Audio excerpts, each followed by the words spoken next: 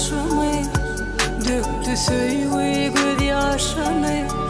Sakla inni ömrü elinden gelse. Yitirdin bu aklımı, sen mi ya söyle haklı mı? Hani git gidebilsen bu söyle.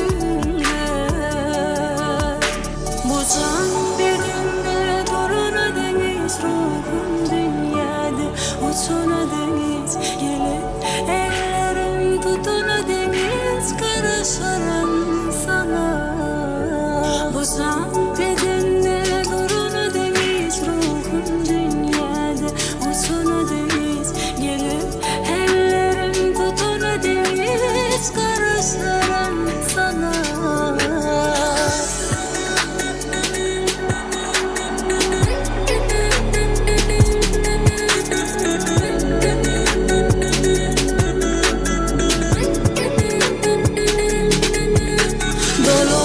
Evivin yettin yerlere ya, büsüyümü sallam yerlere dön.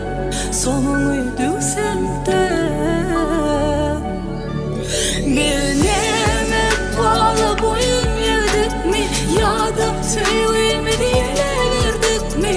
Yok, yok söylemi deden,